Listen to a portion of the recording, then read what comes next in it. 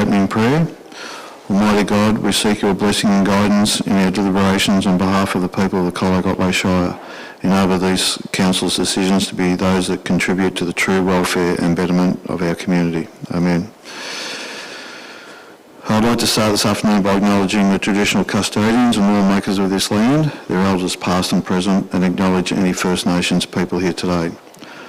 I'd like to advise that this submissions committee is being live streamed and recorded, including the public participation sections of the meeting. The live stream recording of this afternoon's meeting will be available on the website as soon as practicable.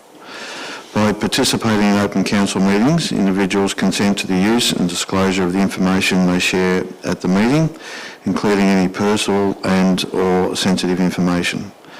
Please note that other than an official council recording, no video or audio recording of proceedings is permitted without specific approval by resolution of the relevant meeting. The purpose of this submissions committee meeting is to hear persons who indicated they wish to speak in support of their written submissions to the Apollo Bay, Skeens Creek and Marengo Community Infrastructure Plan. Could I note we have an apology from Councillor Hanson, who was attending to other council business today. Are there any declarations of conflict of interest, please? No, thank you. Councillors, I propose that we move to confirm the minutes from the submissions committee meeting held on the 12th of October 2022. Do I have a mover? Councillor White. Could I have a seconder, please? Councillor Costin. Is it to be opposed? Thank you, councillors. All those in favour? Thank you. That's carried 5-0.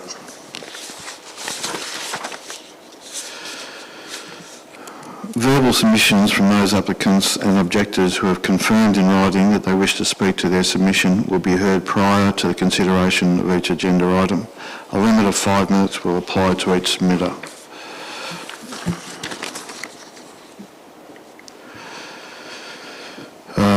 Now we'll move to item 8.1, the Apollo Bay, Skeens Creek and Marengo Community Infrastructure Plan hearing of submissions. The purpose of this item is to hear verbal submissions in relation to the Apollo Bay, Skeens Creek and Marengo Community Infrastructure Plan. The following submitters have requested to be heard in support of their submission: Andrew Buchanan, Jan Lewis, Tim Cobb, Graham Hill, Kevin O'Connell, Danielle Sanford, Richard Sanford, Dr. Jacinda Tobin, Neil McGann and Michael McCabe.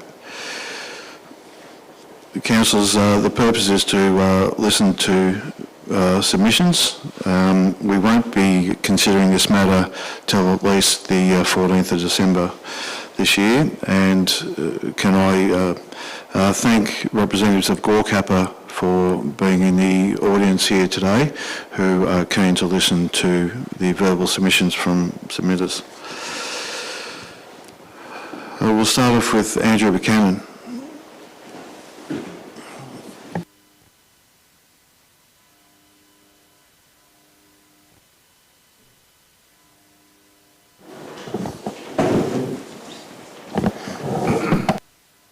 Good to go. Thanks, Andrew. Go ahead. Thank you, Chair, councillors and officers. Appreciate the opportunity, and I apologise for the squeaky voice. I really just want to touch on 3 points today. Part of my submission really talked about non-vehicular access along the coast. The second point was long vehicle parking, and the third one is really in support of the one-way Great Ocean Road proposal in the CIP. So I think for me it's very important that I just touch on the introduction to the draft CIP, which says the district plan forms part of the community infrastructure plan for Apollo Bay, Skeens Creek and Marengo. Its purpose is to provide long-term strategic vision for the key pedestrian linkages and key streetscape improvements in Apollo Bay, Skeens Creek and Marengo for the next 20 to 30 years. So for me, I think it's really important that we try and look beyond what's achievable today or next week or what might seem to be difficult, and really try and focus on what our vision might be for those next 20 or 30 years. So I'm going to really just focus on that, I guess. So non-vehicular access around our district has always been very Great Ocean Road centric, which I think we all accept.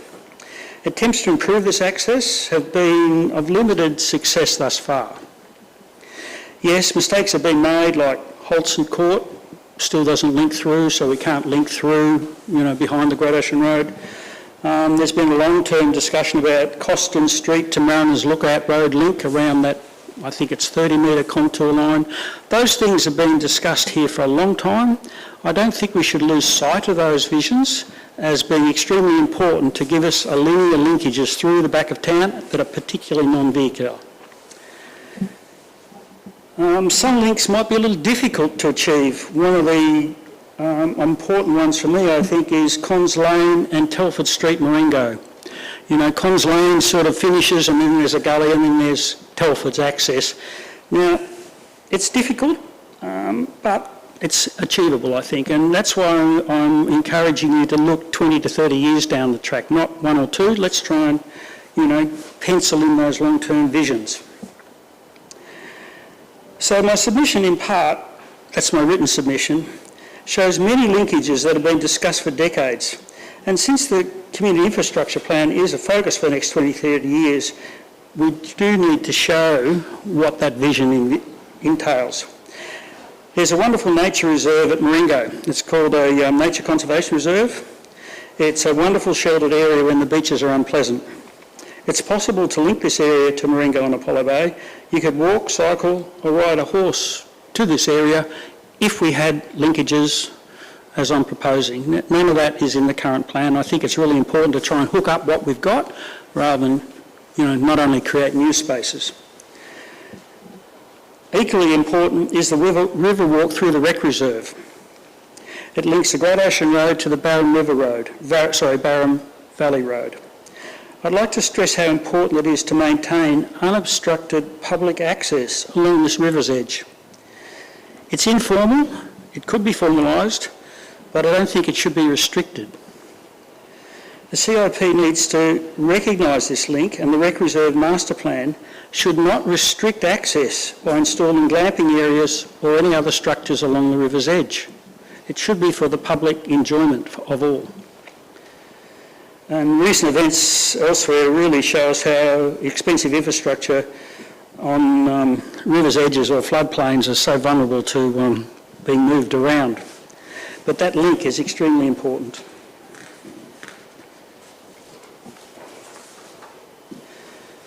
There are other important examples in my submission. There's links along the Great Ocean Walk. There's other links around Marengo, like the old tramway reserve that we should use to get from the breach at Marengo up to the cemetery. Then we can go along Perkins Street and link into the Flora and Fauna Reserve.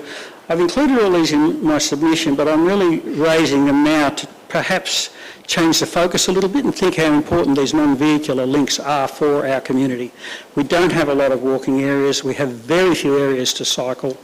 In fact, as a community, we're very poor in these areas. The second point I wanted to discuss was long vehicle parking.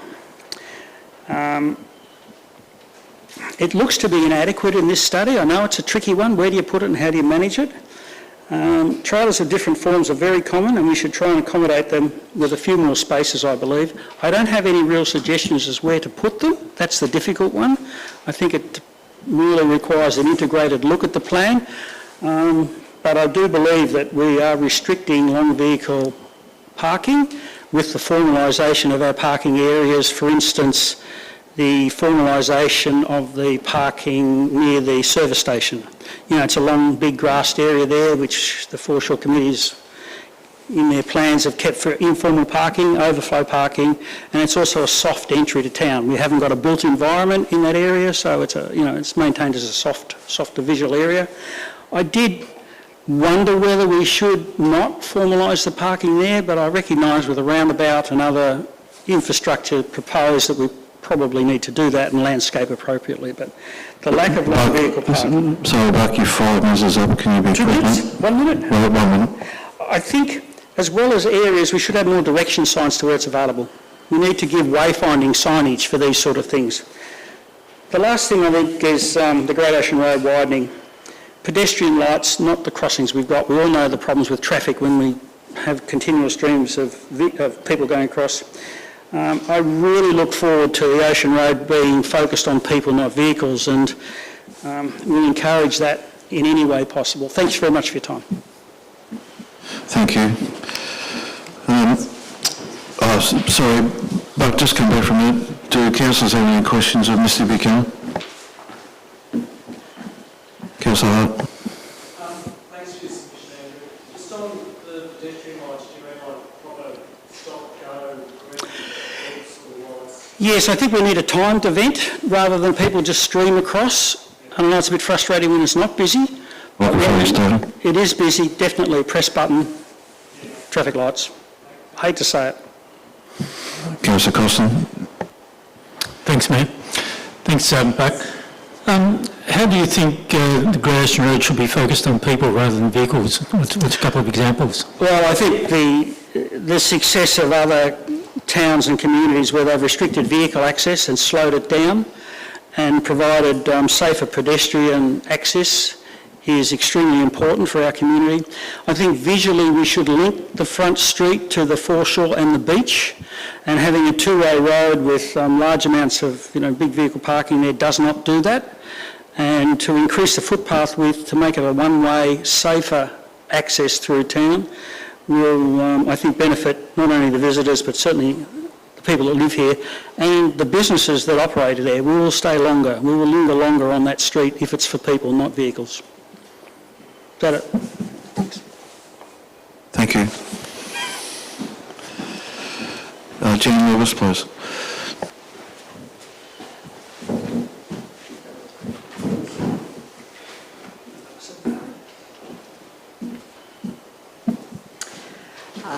Chairman and councillors, thank you for the opportunity to speak to our submission. I'm speaking for the Apollo Bay and District Historical Society, and we noted what we thought was an important omission in the long-term vision, principles and preliminary concepts and ideas of the for Apollo Bay, Skeens Creek and Marengo. First, we referred to the public spaces managed by the Council and the Great Ocean Road Authority. And in particular, we referenced the property at 6250 Great Ocean Road, which includes the Apollo Bay Cable Station Museum and the Cable Station Manager's Residence.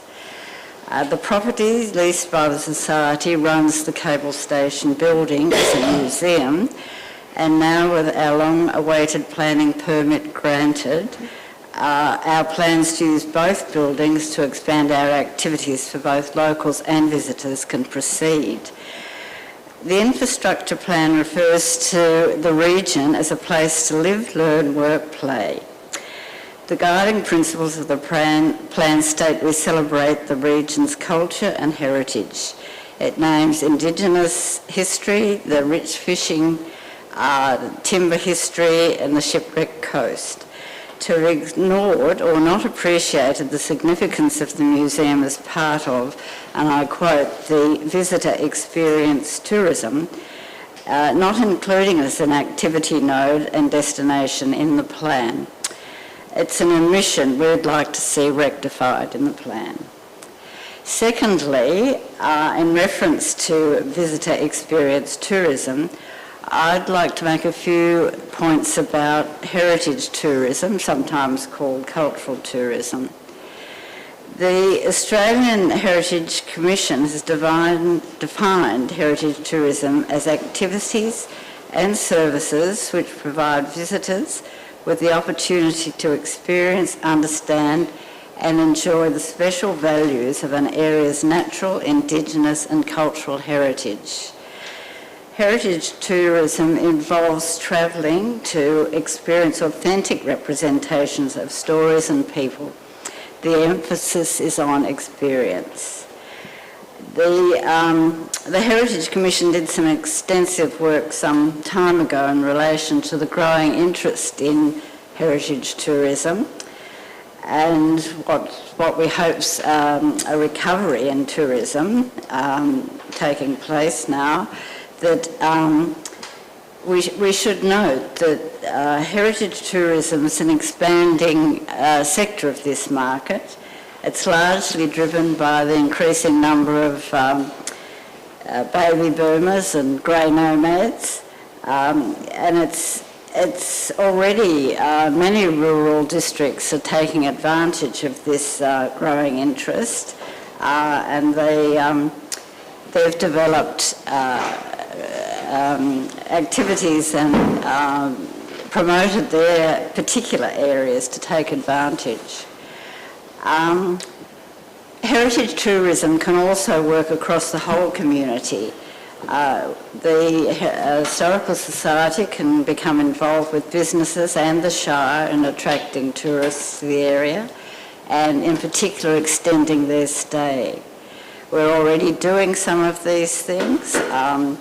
We operate from a museum which has a unique place in Australia's history, namely the cable station. It operated as the submarine telephone cable link between Tasmania and Victoria, and hence the rest of the world. And there is nothing else like it, certainly in Australia. We produce historical publications. We've got extensive photographs and collections, archives that tell our history, and we can provide assistance in interpreting heritage sites. We also can help with signage and interpretation there as well. We also host historical conferences. And of course, with the new facility, using the residents, we can intend to use that as a research and educational centre. There'll be opportunity for workshops and meetings there, and the surrounds can be used for other community activities. So we really feel the museum property must be included in the community infrastructure plan, but there are also other places, properties and objects of heritage value in our area that should be considered. Heritage must be considered and included in the plan with the supporting infrastructure such as roads, paths, car parking that make these places accessible. Sorry, Jane, the 5 minutes is well and truly up. Have you got one to go? Okay, no, I could just about finish right there. So again, we just hope you take on what I've said and consider heritage, which has been left out of the plan. Thanks, Jan. Just stay there for a moment if you wouldn't mind. Any questions, Jan? Councillor Costin? Thank you, Mayor. Thank you, Jane. I'm interested in your view of how important the car park is across the road from the museum, so the car park that's located on the foreshore. Yes, it would be useful, I think, for that to be available for people that are visiting the museum. The car park forms part of the planned walking path the walking path extends to the Wild Dog Creek now, but then the extension to go through to Skeens Creek and then even beyond.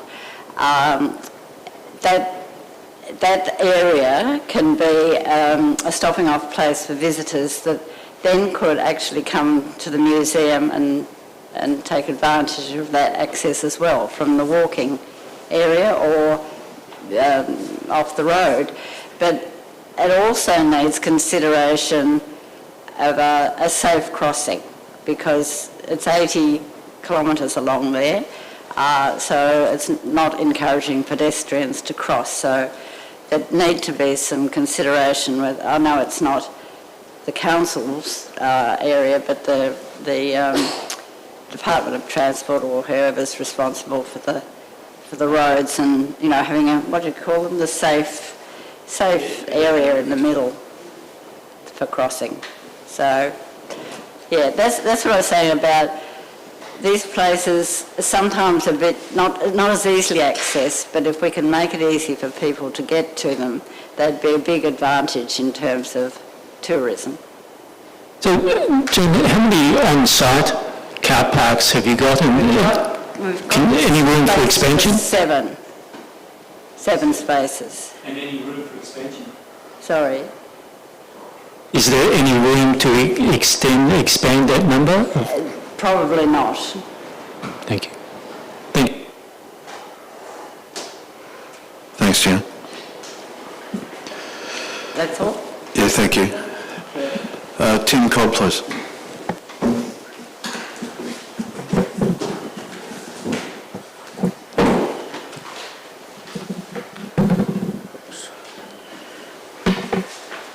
Thanks very much for the opportunity to speak. I would say fantastic to see a plan coming into play after all these years. Great to see representatives from Goldcapper here, because obviously they manage a fair bit of the land that we're talking about. Great to see a plan for rerouting the main road through Pascoe Street. And I just wanted to focus on a couple of things at Skeens Creek, in particular first, which aren't shown in the plan despite feedback from the community. And I'm just concerned that if, I was interested to hear Buck talk about paths. If they're not shown in the plan, then maybe they won't exist in the future. This is Murray's Steps, just to the east of Skeens Creek. Some steps there, and we've been looking for pedestrian refuge across the busy Great Ocean Road there for a long time. That hasn't made it into the plan despite being in the feedback. As you'll know, through Skeens Creek it's 60 kilometres per hour. I don't understand why it's 60 where in Apollo Bay it's 40, in Wye River, in Separation Creek, in Kennet River, which are tiny places compared to Skeens Creek, it's 50. So I'd like to see council supporting the community in addressing that with the DOT rather than just saying, oh, it's not our call. The next path is opposite Skeens Creek Motel, nice little path through to the beach. Again, it's not shown on the community infrastructure plan. It's been there a long time. Goldcapper clearly know it's there because there's signage. If it's not on the plan, I just worry that it'll get closed or removed in the future. The next one is just east of the campground at Pebbly Beach. Again, lovely little path through to the beach. Might get closed in the future if it's not on the plan, so can we have a comprehensive plan? And really illustrating my point, the next one, not more than 100 metres from here is the path round Point Bunbury, which has been there for a long, long time. It was formalised in the 70s by the Lions Club, and just in the last 3 or 4 months, lovely piece of boardwalk down to the Barwon River has blocked off the path around Point Bunbury. There's a couple more slides that just show the steps and the signs that the golf club have put up in the past, or it might have been the Lions Club, showing the route around there. I understand, I've heard today that maybe Goldcapper's intended to close this permanently, but we all know what a hugely bureaucratic process it is to open a new path. Presumably there's some bureaucratic process that Goldcapper or council needs to go through if they want to close a community feature like this. But again, I'm worried that it's not on the community infrastructure plan. It was on previous versions. In fact, it was even shown as a preferred route for the Great Ocean Walk in the past. So can we have it back, please, because it exists, and if people want to close it, then there must be a process for that. The next slide, I think I've got one just before that, haven't I? No, the next slide is the, Buck was talking about the green area, the informal overflow car parking opposite the garage near Thompson Street. In the plan, there's a picture of a much bigger car park across all that green area of formalised parking.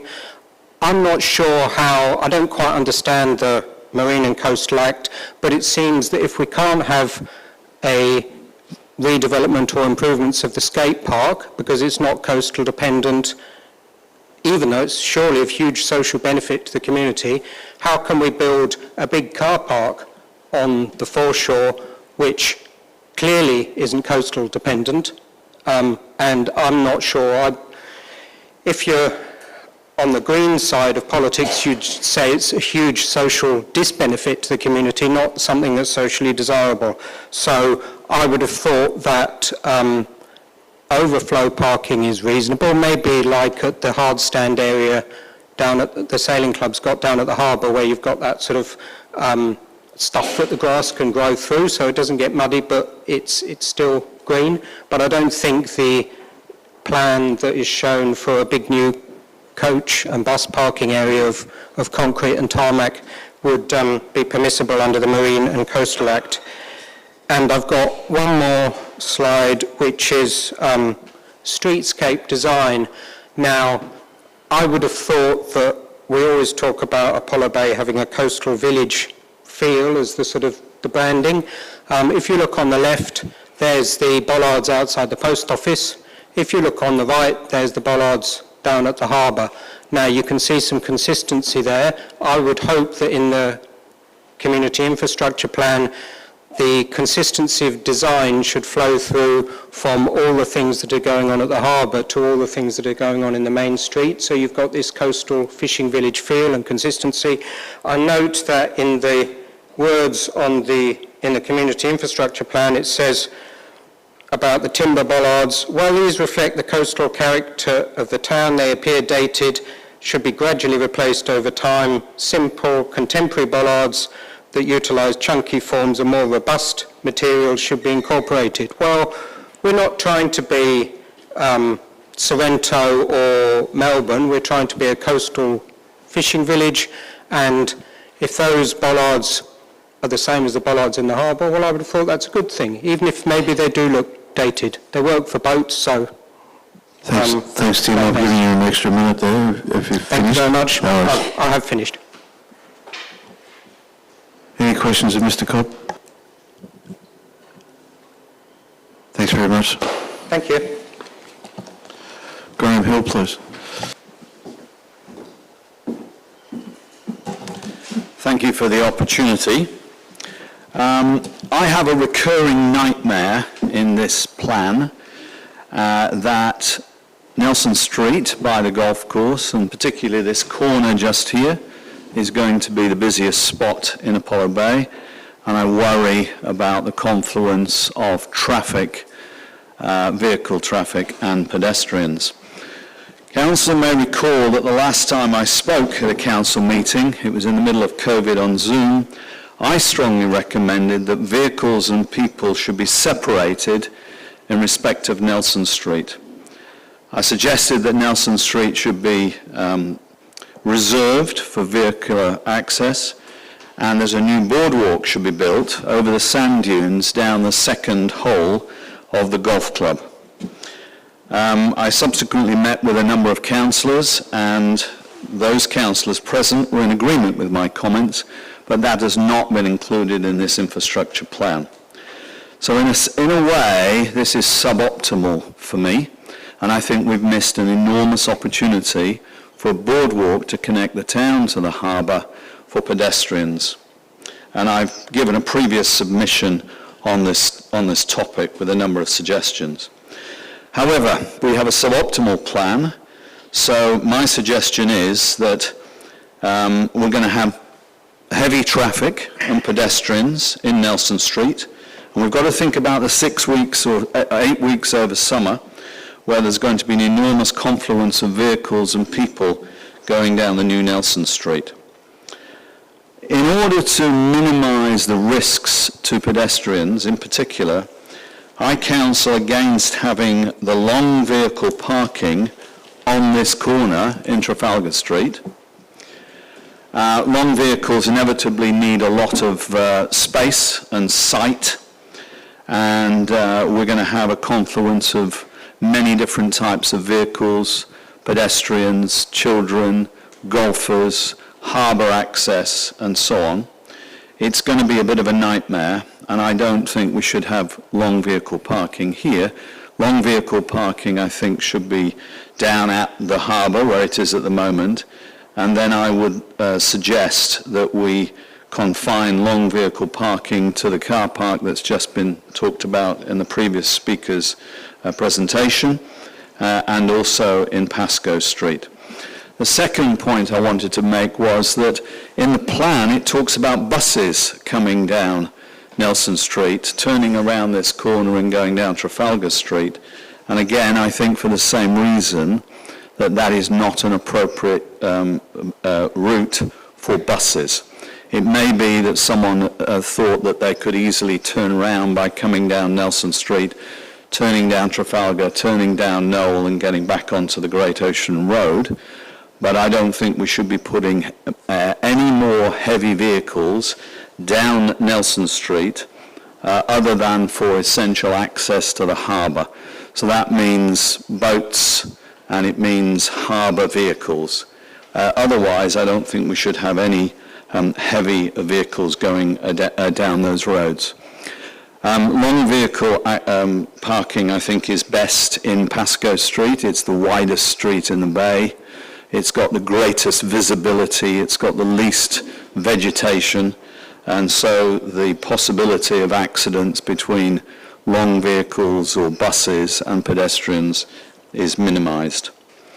As I say, I have that recurring nightmare because Nelson Street is going to become very busy in the summertime. So let's minimise the risks to pedestrians. I've kept my submission deliberately short. Councillors. Thank you, Mr Hill, and you have done well. Any questions, please? No questions, thank you. Thank you. Kevin O'Connell. Is Kevin here?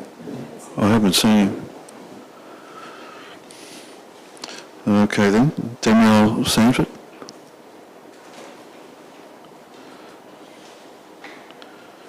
Rather than Sanford, Mr Sanford here. Dr Jacinda Tobin.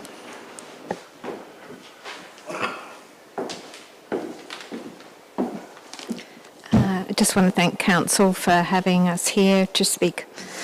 My submission, I guess summarised, is trying to assert a balance between a thriving, balanced and diverse young community that recognises Indigenous culture versus mass tourism. I frame my responses through Maslow's hierarchy of needs, starting from the most basic, and the most basic of those is the physiological needs. And I've referenced the Bureau of Statistics 2021 stats and the Thrive by 5 organisation, which builds communities for children.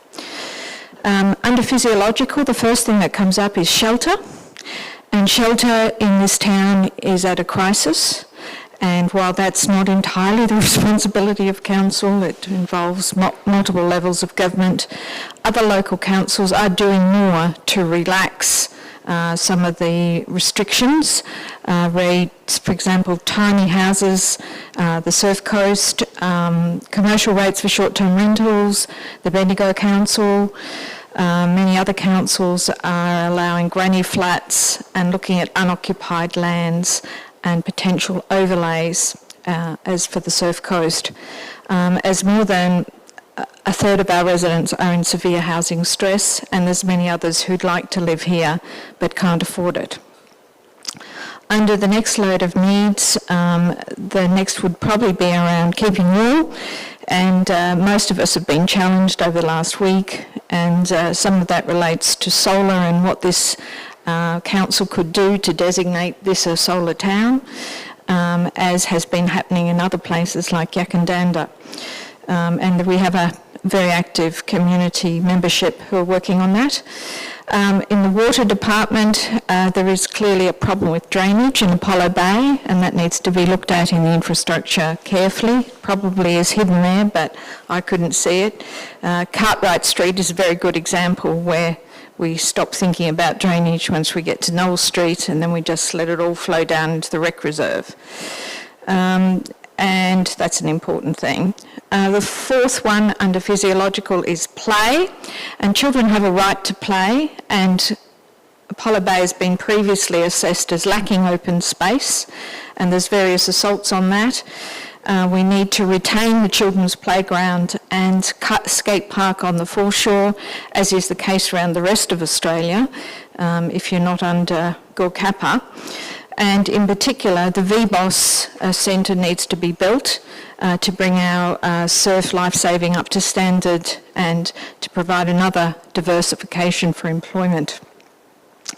We need to have increased landscaping around the town and a path around the perimeter where children can access the places they need to go rather than mixing with traffic as they currently do. under the next level of hierarchy, it's around safety, and the first thing in that is around employment.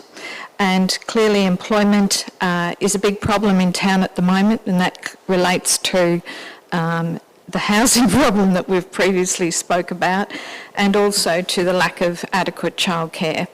And the Chamber of Commerce has done a survey showing that 45 out of 65 families would work more if they had access to childcare.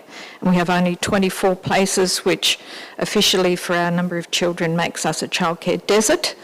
And I believe Council is supporting submission to the state government to try and get us named as one of the 50 new childcare centres that are proposed. To the other aspects of employment, if we really want to diversify the town, we need a reliable, fast internet. I don't know about the rest of you, but mine has progressively deteriorated over the last 2 years, and that's acknowledged by the NBN that the infrastructure here is poor. We need electric vehicle charging to recognise that climate change is here. If you don't recognise it, you've been enjoying the rain. The harbour development needs to go ahead. That has been worked on by many members of the community over the last 20 years, and that should include that rescue craft that are currently used by the sailing club to enact rescues should be adequately housed within that development. And some of the other things, I guess the state of roads has been really obvious, and the state of drainage along the Great Ocean Road. That's clearly a big money eater, and I'm not sure why there are not some kind of toll, at least on the tourism buses that come down here, which would enable them to make decisions about whether they really need to come along the Great Ocean Road or they just want to go straight to Port Campbell. So need to think about all that. I support Mr Buchanan in that thought about having more non-vehicle linkages. For example, just having a direct route, preferably paved from town to Colac would enable people to use the train a bit more often and then less cars on the road. That's time. Thank you. We've gone a little bit I'm over. finished. You've got much to go. Sorry about that. No, that's all right. Thank you. Any questions? Councillor Costin? Thanks, Jacinta. I wasn't quite sure what you were saying about the skate park. Should it go or should it stay? It needs to stay, yeah. It's a very important hub of activity, as those of you who are around over the summer see the families. It's the first place they go to when they come to town. And it very much relates to the water, because the same skills you practice on your skate park are the ones you use surfing. No other questions? Thanks, Doctor. Thank you. Neil McGain, please.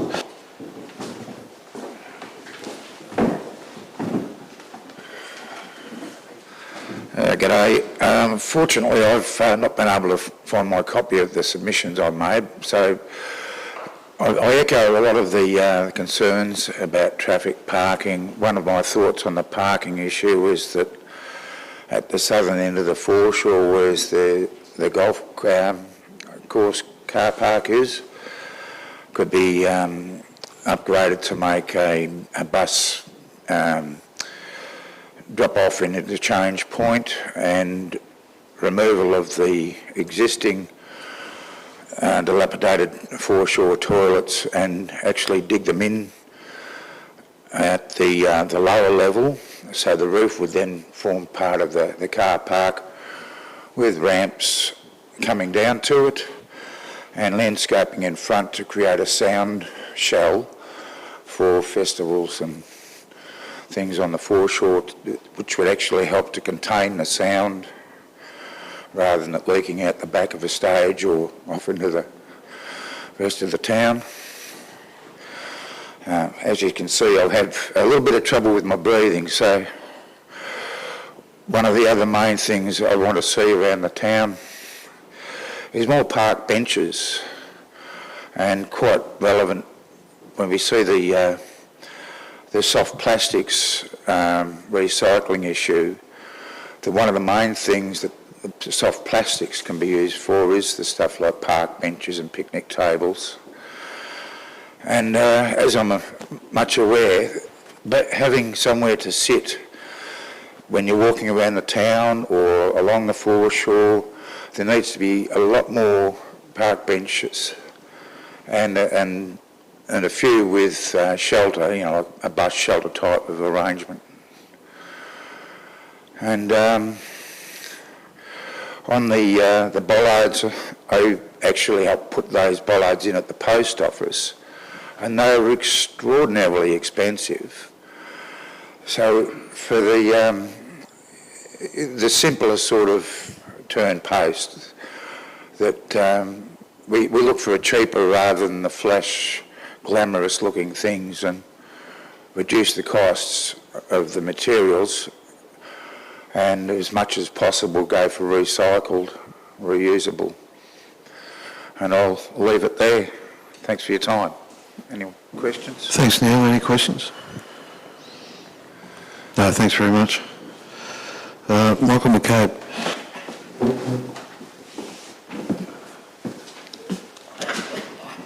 Good afternoon, councillors, and thank you for the opportunity.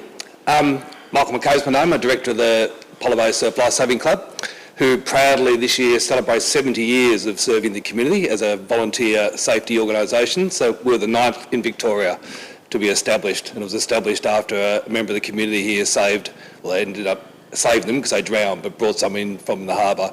So we've been serving the community for a long time, and now safety is obviously a large concern of ours. Next slide. I've just got this slide presentation. So look, the Surf Club's generally supportive of the CIP. We think it's a great document and will certainly serve the community into the future. But we have a few observations which we'd like to make. We've said that in our submission, so all I'm going to do is really summarise some of the key items. Public safety is not mentioned in the CIP as an aim or a key matter. I think this is essential within a community infrastructure plan. And it's also not listed as a guiding principle. And I think public safety should always be a guiding principle.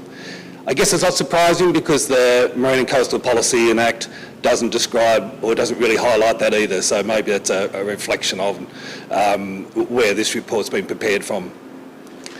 There's no mention of emergency access to the beach and certainly the foreshore. And the foreshore is described actually technically the land between high and low tides. Now I understand in this report it refers really from the beach all the way to the road, but the foreshore is technically along the beach. And we need to be able to provide emergency service access to that and without it conflicting with other pedestrian movements along the foreshore or the beach.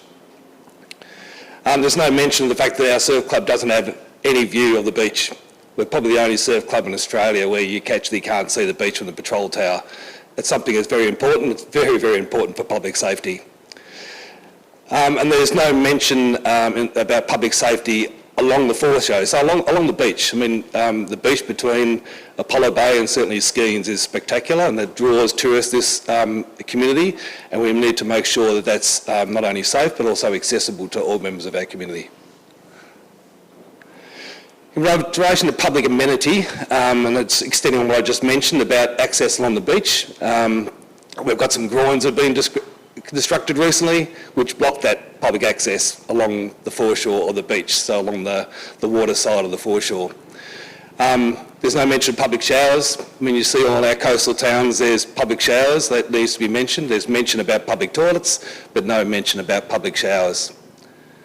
And there's also no mention about the Surf Lifesaving Club being an essential life-saving and community facility. We really do provide an essential service, and there's multiple savings, and not only savings but also caring for the community with sunburn exposure, all sorts of things during the summer. So we are an essential service for the large community that come down here during the summer. The surf club itself, it's not mentioned as a non-council community facility or essential community service. We say it is. We think that should be addressed in the plan. It mentions that a redevelopment is going to occur, and hopefully it does, but within the existing footprint, that is not the case. It can't. The facilities at the moment are grossly inadequate, and that's been mentioned on quite a few times. So we'd like that sort of reference that is fitting within the footprint removed from the CIP. We needed to mention that we need to be able to see the beach. There needs to be some facility. Now, if it's not from the building, it needs to be from a safe, secure spot on the beach, so our patrol members can see the foreshore and the beach all along from the harbour all the way through to Marengo. It also needs unobstructed access. There's a small access at the moment. Busy periods, we're taking emergency vehicles down there. There's obviously a conflict with families and children. So it goes back to one of my first points about the CIP needs to mention that access. The CIP also mentioned about public toilets being incorporated as part of the Surf Lifesaving Club. That's sort of factually incorrect. That won't be occurring. There could be public toilets close by the surf club, and we would support that, but not part of the redevelopment. These are just a couple of photographs, just showing an example there of the groins. You can't walk on the beach. I've seen so many 60, 70, 80-year-olds nearly falling down those rocks. We can't actually see people beyond the groins, so when we're on patrol, normally we could see along the beach and monitor people in trouble. We can't do that anymore. In fact, we can't even drive our emergency vehicle along the beach to quickly and promptly attend people that are in trouble. So that's just an example of something that needs to be addressed in the CIP into the future. Next slide. Again, that's a small access we had from the surf club down to the beach that needs to be addressed as part of the CIP. Next slide. Again, providing disabled access.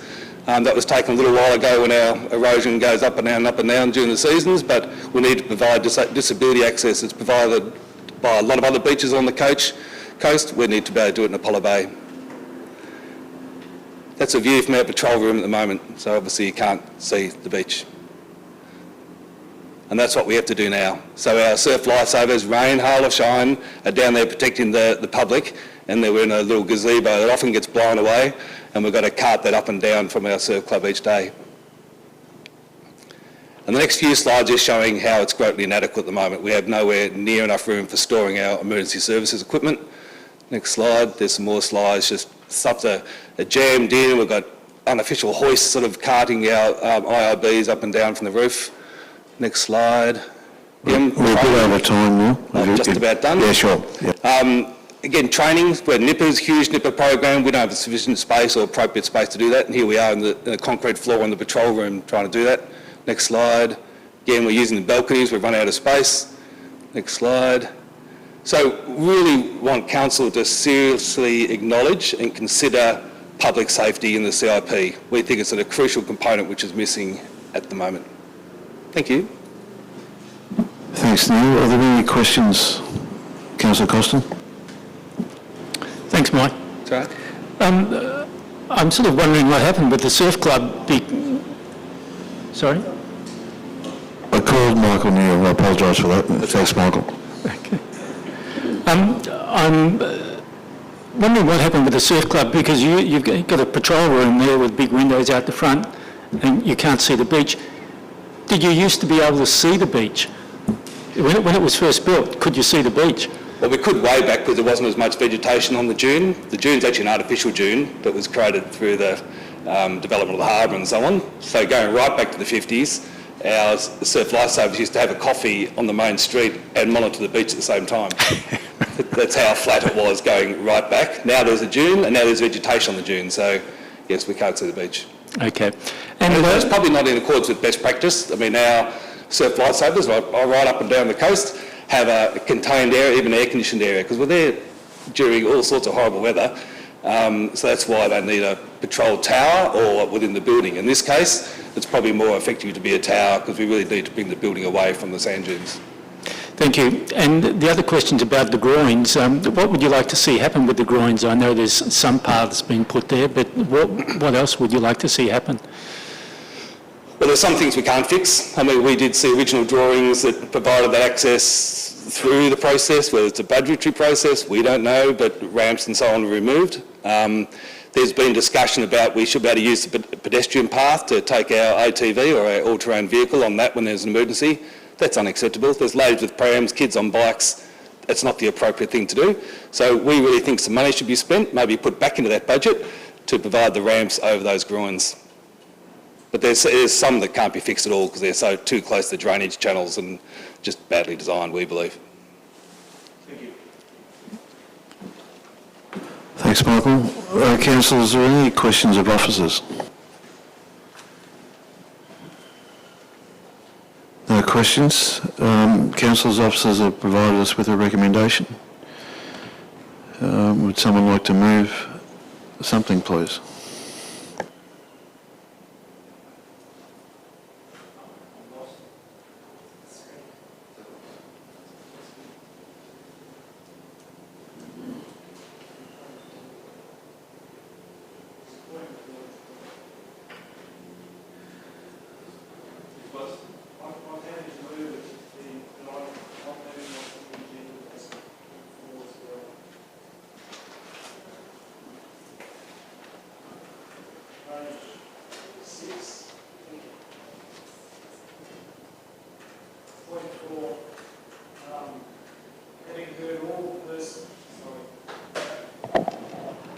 Sorry, Mayor, forgot to use this thing. Having heard all persons wishing to speak to their submissions, recommends that Council consider all submissions at a future Council meeting where the final Apollo Bay, Skeens Creek and Maringo Community Infrastructure Plan is presented to Council. That's in the agenda on page 6.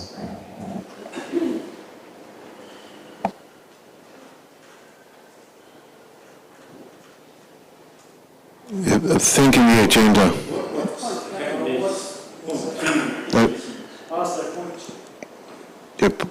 Point one in the agenda is different to the point one you've got there.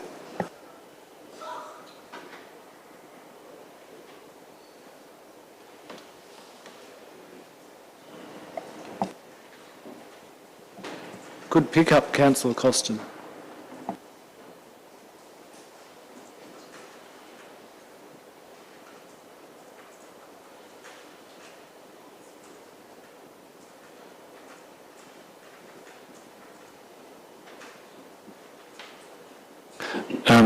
Just a question, Mayor. Will we receive copies of these slides that have been presented?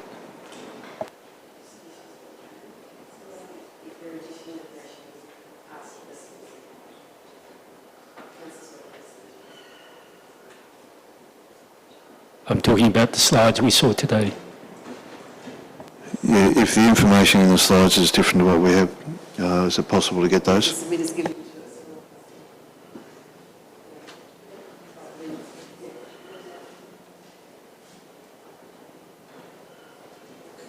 So yes, Councillor Costin, our Governance Officer does have what was screened today, so we'll make sure that's distributed to councillors.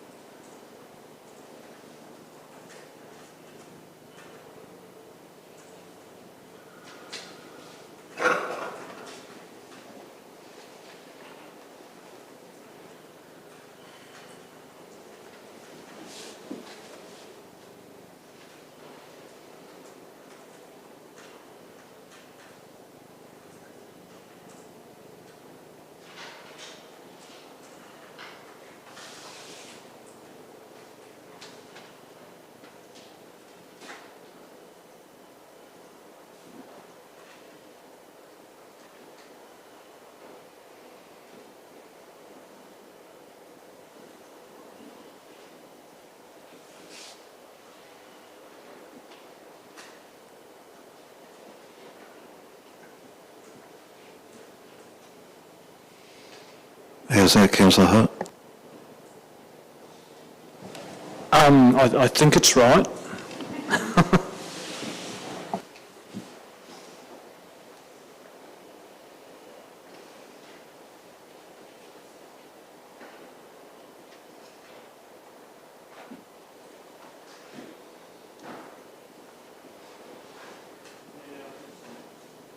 Thank you. Do we have a seconder? Thanks, Councillor Costin. Is it to be opposed? Thank you. Did you want to speak to it, Councillor Hart? Yeah, thanks, Mayor. And I'd particularly like to thank everyone who's put in a written submission and gave a submission today, took the time to come along today. This is obviously an important plan for Apollo Bay and nearby. I think essentially what this resolution, I'm just going to quickly run through this resolution because public might not like to know what the process here. So acknowledging the written submissions, acknowledging the verbal comments made, and of course thanking everybody for their submissions. But in a sense, point 4 is the most important part from here on, in that having heard all these submissions, people speaking to them and received the written submissions, we have to consider this at a future council meeting.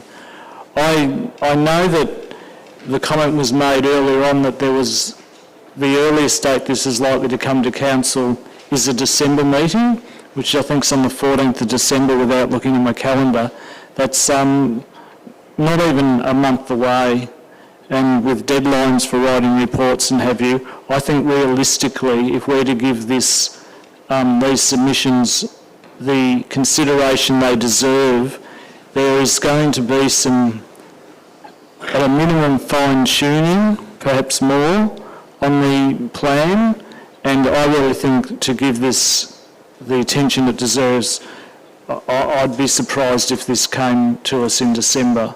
I think more likely it might be February at the earliest.